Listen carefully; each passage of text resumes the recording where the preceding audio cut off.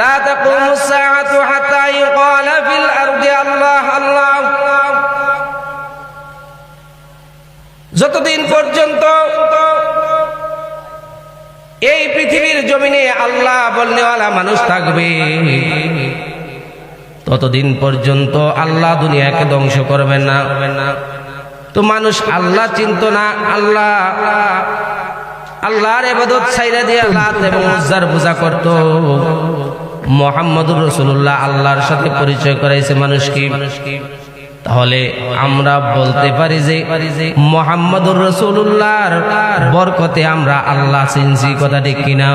মুহাম্মদুর রাসূলুল্লাহর বরকতে কোরআন পাইছি, মুহাম্মদুর রাসূলুল্লাহর বরকতে হাদিস পাইছি, মুহাম্মদুর রাসূলুল্লাহর বরকতে আমরা বুখারী পাইছি, মুহাম্মদুর রাসূলুল্লাহর বরকতে নাসাই পাইছি, মুহাম্মদুর রাসূলুল্লাহর বরকতে মুসলিম শরীফ পাইছি, মুহাম্মদুর রাসূলুল্লাহর বরকতে তিরমিজি পাইছি, মুহাম্মদুর রাসূলুল্লাহর বরকতে ইবনে মাজা পাইছি, মুহাম্মদুর রাসূলুল্লাহর বরকতে আবু বকর সিদ্দিক আকবর হইছে, মুহাম্মদুর রাসূলুল্লাহর বরকতে ওমর ফারুক উপাধি পাইছে, মুহাম্মদুর রাসূলুল্লাহর বরকতে উসমান জুন নুরাইন হইছে, মুহাম্মদুর রাসূলুল্লাহর বরকতে আলী আসাদুল্লাহিল গালিব হইছে, মুহাম্মদুর রাসূলুল্লাহর বরকতে হাসান হুসাইন সাইয়্যিদা শাবাবি আহলিল জান্নাহ যুবকদের সর্দার উপাধি পাইছে, মুহাম্মদুর রাসূলুল্লাহর বরকতে সাইয়্যিদাতুল নিসাই আহলিল জান্নাহ ফাতেমা রাদিয়াল্লাহু তাআলা আনহা মহিলাদের সর্দারিনী উপাধি পাইছে,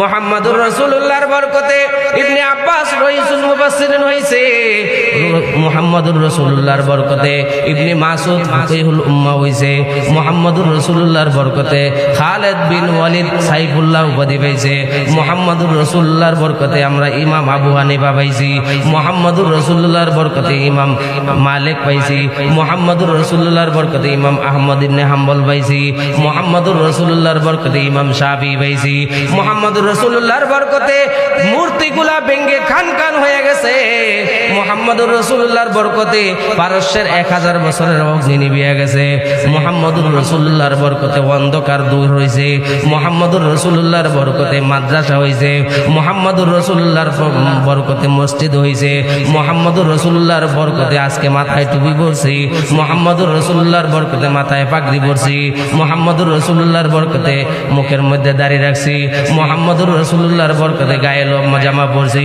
মুহাম্মদুর রাসূলুল্লাহর বরকতে আজকের মাহফিল হইছে, কথা ঠিক না? তাইলে বলা যায় আল্লাহর নবীর আগমন মায়ের জন্য রহমত, আল্লাহর নবীর আগমন কন্যা সন্তানের জন্য রহমত, আল্লাহর নবীর আগমন বিধবা মহিলার জন্য রহমত, আল্লাহর নবীর আগমন স্ত্রীর জন্য রহমত, আল্লাহর নবীর আগমন বাবার জন্য রহমত, আল্লাহর নবীর আগমন কুল কায়নাতের জন্য রহমত। ওমা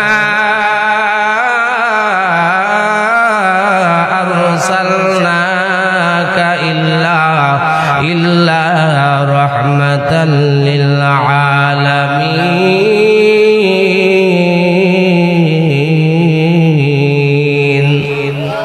ইমামুল আউয়ালিন আল আখিরিন বহরে সাদাকা রাহমাতাল লিল আলামিন, ইমামুল আউয়ালিন আল আখিরিন বহরে সাদাকা রাহমাতাল লিল আলামিন। আল্লাহু আকবার, কথা ঠিক কিনা? তাইলে মুহাম্মদুর রাসূলুল্লাহর বরকতে আজকে দিন পাইছি, ইসলাম পাইছি, আল্লাহ চিনছি, হাদিস পাইছি, কোরআন পাইছি, কথা ঠিক কিনা? তাইলে আমার নবীর শান কি সুবিশাল? আসমানের মতো সুবিশাল না? আমার নবীর শান বলা আমার মতো সাধারণ মানুষের পক্ষে সম্ভব নয়। আল্লাহ রাব্বুল আলামিন তার বন্ধুর শান বর্ণনা করতেছে, আল্লাহ রাব্বুল আলামিন কালিমার ভিতরে অন্যান্য নবীদের এত মর্যাদা সম্পন্ন করে ব্যাখ্যা দেয় নাই, আখ্যা দেয় নাই। দুনিয়াতে নবী পাল্টেছে, এক নবীর পর অন্য নবী আসছে, কিন্তু কালিমা দুইটা খণ্ডে বিভক্ত। কালিমার দুইটা অংশ আছে। একটা অংশ হলো লা ইলাহা ইল্লাল্লাহ। আমগো নবীর জামানায় যারা আমরা মুহাম্মদ আরবির উম্মত, পরের অংশ হইল মুহাম্মাদুর রাসূলুল্লাহ। কথা ঠিক কিনা? তো আদম আলাইহিস সালাতু ওয়াস সালাম দাওয়াত দিয়েছেন লা ইলাহা ইল্লাল্লাহ। নূহ আলাইহিস সালাতু ওয়াস সালাম দাওয়াত দিয়েছেন লা ইলাহা ইল্লাল্লাহ। আল্লাহু আকবার। ইব্রাহিম নবী দাওয়াত দিয়েছেন লা ইলাহা ইল্লাল্লাহ। মুসা নবী দাওয়াত দিয়েছেন লা ইলাহা ইল্লাল্লাহ। ঈসা নবী দাওয়াত দিয়েছেন লা ইলাহা ইল্লাল্লাহ। মুহাম্মদ আরবি সাল্লাল্লাহু আলাইহি ওয়াসাল্লাম দাওয়াত দিয়েছেন লা ইলাহা ইল্লাল্লাহ। বাবা আদম থেকে শুরু করে আমাদের নবী পর্যন্ত সকল নবীরাই একই বাক্যে দাওয়াত দিয়েছে। কালিমার প্রথম অংশ তাওহীদের অংশ, লা ইলাহা ইল্লাল্লাহ। কথা ঠিক কিনা? এই পর্যন্ত ঠিক আছে। নবী পাল্টেছে, কালিমার প্রথম অংশ পাল্টায় নাই। সময় পাল্টেছে, কালিমার প্রথম অংশ পাল্টায় নাই। যুগ পাল্টেছে, কিন্তু কালিমার প্রথম অংশ পাল্টায় নাই। কিন্তু দ্বিতীয় অংশ রিসালাতের অংশ পাল্টেছে। আদম আলাইহিস সালাতু ওয়াস সালাম আসছে, তো লা ইলাহা ইল্লাল্লাহ, আদম সবিউল্লাহ। কথা ঠিক কিনা? নূহ নবী আসছে, লা ইলাহা ইল্লাল্লাহ, নূহ নাজিহুল্লাহ। ইয়াকুব নবী আসছে, লা ইলাহা ইল্লাল্লাহ, ইয়াকুব নবিউল্লাহ। কথা ঠিক কিনা? ইউসুফ নবী আসছে, লা ইলাহা ইল্লাল্লাহ, ইউসুফ সিদ্দিকুল্লাহ। মুসা নবী আসছে, লা ইলাহা ইল্লাল্লাহ, মুসা কালিমুল্লাহ। ইব্রাহিম নবী আসছে, লা ইলাহা ইল্লাল্লাহ, ইব্রাহিম খলিলুল্লাহ। ঈসা নবী আসছে, লা ইলাহা ইল্লাল্লাহ, ঈসা রূহুল্লাহ। আর আমার আপনার নবী, বিশ্ব নবী, রহমাতুল লিল আলামিন নবী, কুল কায়নাতের নবী, শ্রেষ্ঠ নবী, মহামানব পয়গম্বর আরবি আলাইহিস সালাতু ওয়াস সালাম আসছে। তো কালেমার দ্বিতীয় অংশ পাল্টাইছে, এরকম ভাবে পাল্টাইছে যে এত সম্মানিত করে পাল্টাইছে। অন্য নবীদের ক্ষেত্রে এমন সম্মান দেওয়া হয় নাই। লা ইলাহা ইল্লাল্লাহ মুহাম্মাদুর রাসূলুল্লাহ। আল্লাহ আদমকে রাসূলুল্লাহ বলে নাই। কালেমার অংশে দ্বিতীয় অংশে আদম নবীকে রাসূলুল্লাহ বলে নাই। নূহ নবীকে কালেমার দ্বিতীয় অংশে রাসূলুল্লাহ বলে নাই। মুসা নবীকে কালেমার দ্বিতীয় অংশে রাসূলুল্লাহ বলে নাই। ইব্রাহিম নবীকে কালেমার দ্বিতীয় অংশে রাসূলুল্লাহ বলে নাই। ঈসা আলাইহিস সালাতু ওয়াস সালামকে কালেমার দ্বিতীয় অংশে রাসূলুল্লাহ বলে নাই। সুলাইমান পয়গম্বরকে কালেমার দ্বিতীয় অংশে রাসূলুল্লাহ বলে নাই। অথচ আল্লাহর নবী মুহাম্মদ আরবি সাল্লাল্লাহু আলাইহি ওয়াসাল্লামের ক্ষেত্রে কালিমার দ্বিতীয় অংশে রিসালাতের অংশে লা ইলাহা ইল্লাল্লাহ মুহাম্মাদুর রাসূলুল্লাহ। সুবহানাল্লাহ। শুধু হুজুদাস রাহমাতাল লিল আলামিন, মসজিদে ও শুধু আমার জমিন। শুধু হুজুদাস রাহমাতাল লিল আলামিন, মসজিদে ও শুধু আমার জমিন। আল্লাহু আকবার। কোরআন তো নাজিল হয়েছে 40 বছর বয়সে। কোরআনে মুহাম্মদুর রাসূলুল্লাহর নাম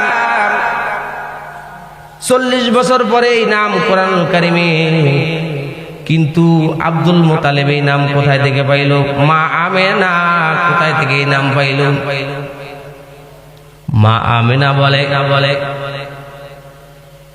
অন্য মহিলাদের যেমন সন্তান গর্ভে ধারণ করার পর অনেক কষ্ট হয়, খাওয়া দাওয়ায় কষ্ট হয়, ঘুমানো কষ্ট হয়, হাঁটা চলা করতে কষ্ট হয়, কিন্তু আমার এই সন্তান মুহাম্মদ আমার গর্ভে আসার পর কোনো কষ্ট অনুভব আমি করি নাই।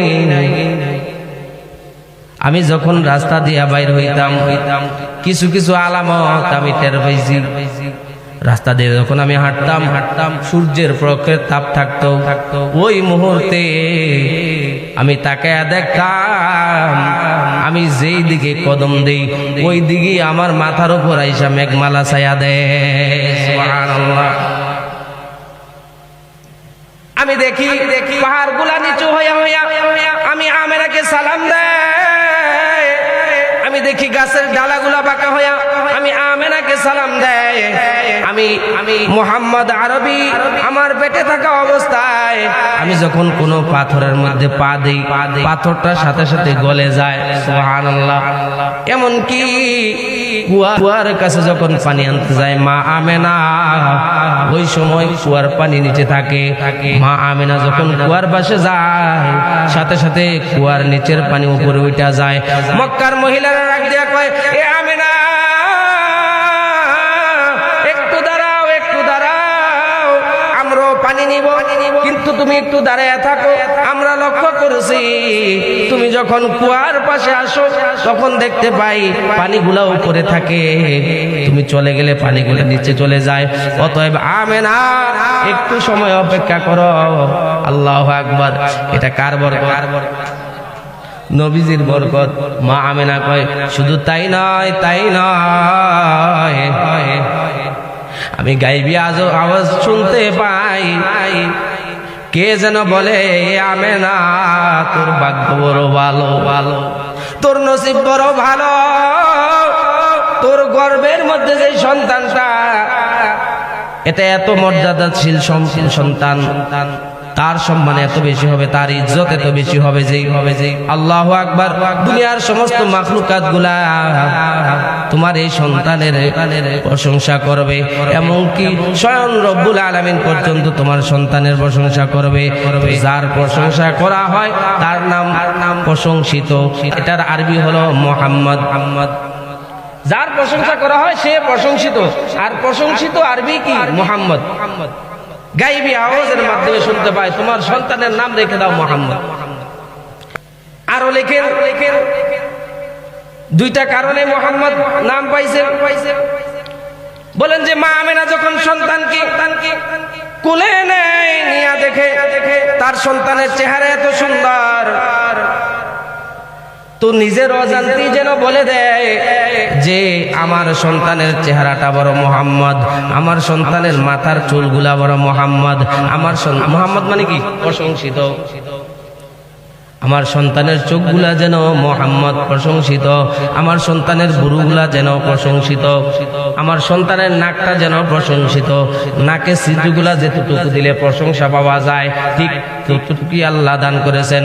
আমার সন্তানের সিনাটা যেন প্রশংসিত, আমার সন্তানের হাতগুলা যেন প্রশংসিত, আমার সন্তানের গায়ের রংটা যেন প্রশংসিত, আমার সন্তানের পায়ের আঙ্গুলগুলো যেন প্রশংসিত।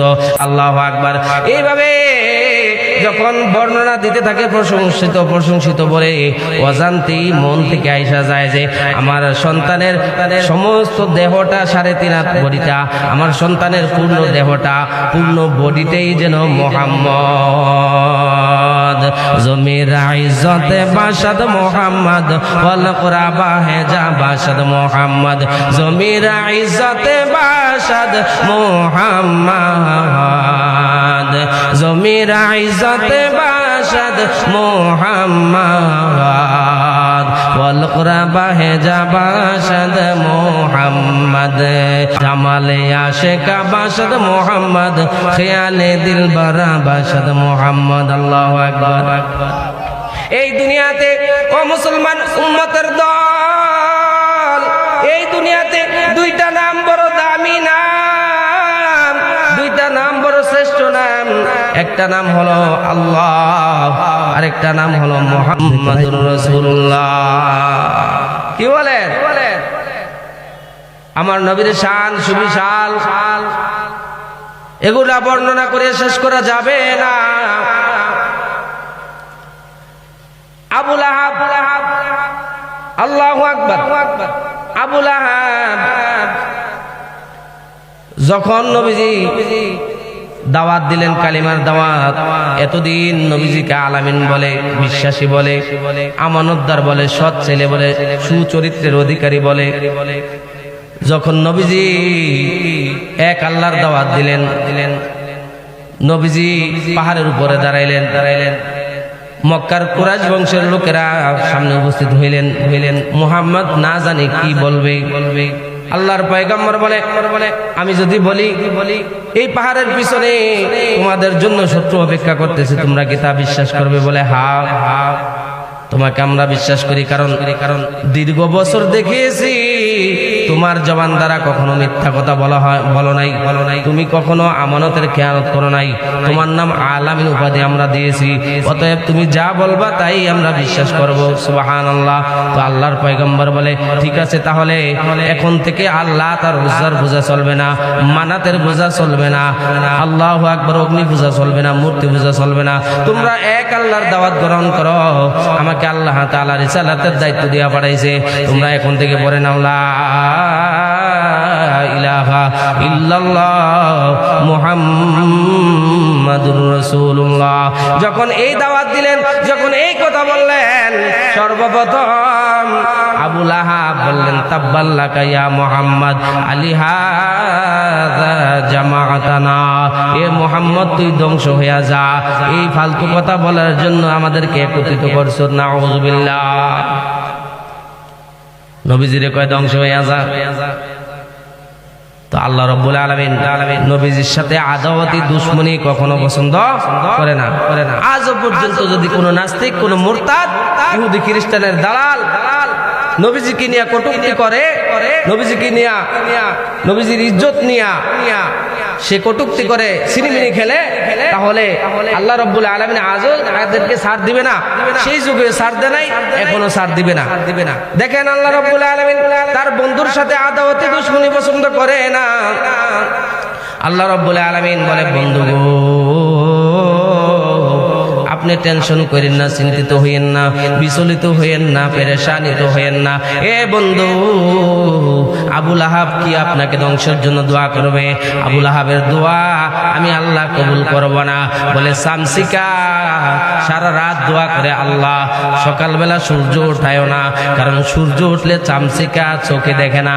এই কারণে সারা রাত দোয়া করে, আল্লাহ সকালবেলা যাতে সূর্য না ওঠে। আল্লাহ রাব্বুল আলামিন ডাক দিয়ে বলে, বন্ধু, শামসিকার কথায় যেমন আমি সূর্য উঠানো বন্ধ করি না, ঠিক আবু লাহাবের কথায় আপনি মন খারাপ করবেন না। আমি আল্লাহ আবু লাহাবের সাইজ করতেছি। আল্লাহ রাব্বুল আলামিন সূরা নাজিল করলেন, আয়াত নাজিল করলেন, তাব্বাত ইয়াদা আবি লাহাবি ওয়া তাব। এ আবু লাহাব, আমার বন্ধুকে ধ্বংস হওয়ার জন্য বলছস, ধ্বংস তুই হ, তোর হস্তদ্বয় অংশ ধ্বংস হোক এবং তুই নিজেও ধ্বংস হ। আল্লাহর রাসূলের সাথে আদাওয়াতি দুশমনী আল্লাহ পছন্দ করে না। আল্লাহর পয়গম্বরের অপমান আল্লাহ সহ্য করে না। আল্লাহ রাব্বুল আলামিন ডাক দিয়ে বলে, হে পয়গম্বর, আবু লাহাব আপনাকে কি ধ্বংস করার জন্য দোয়া করবে? আবু লাহাব আপনার সম্মান কি কমাইবে? আমি আল্লাহ আপনার সম্মান বাড়াইয়া দিয়েছি। সুবহানাল্লাহ। এ বন্ধু আমার, আপনি বিচলিত হয়েন না, আপনি পেরেশানিত হয়েন না, আমি আপনার সম্মান বাড়াইছি। জানেননি আমার বন্ধু, আরশে আজিমে আমি আল্লাহর সাথে আপনার নাম রেখেছি। সুবহানাল্লাহ। জান্নাতের গেটের মধ্যে আমি আল্লাহর পাশে আপনার নাম। আল্লাহু আকবার। সমস্ত আসমানের দরজার মধ্যে আমি আল্লাহর সাথে আপনার নাম। সমস্ত ফেরেশতাদের মুখে আমি আল্লাহর সাথে আপনার নাম। সমস্ত পয়গম্বরের মুখে আমি আল্লাহর সাথে আপনার নাম। সমস্ত আসমানি কিতাবে আমি আল্লাহর সাথে আপনার নাম। সমস্ত কুল মাখলুকাতের মুখে আমি আল্লাহর সাথে আপনার নাম। কোরআনের পাতায় পাতায় আমি আল্লাহর সাথে আপনার নাম। আজানের মধ্যে আমি আল্লাহর সাথে আপনার নাম। ইকামতের মধ্যে আমি আল্লাহর সাথে আপনার নাম। নামাজেও আমি আল্লাহর সাথে আপনার নাম। তাশাহুদে আমি আল্লাহর সাথে আপনার নাম। কালেমার মধ্যে আমি আল্লাহর সাথে আপনার নাম। কবরেও আমি আল্লাহর সাথে আপনার নাম। হাসরেও আমি আল্লাহর সাথে আপনার নাম। এমনকি নবীজি বলেন, মেরাজের রজনীতে যখন জান্নাতে আমি ভ্রমণ করলাম, আমি দেখছি যে জান্নাতের গাছের প্রত্যেকটা পাতায় পাতায় আল্লাহর সাথে মুহাম্মাদের নাম। ওয়ারাফা'না লাকা যিকরাক।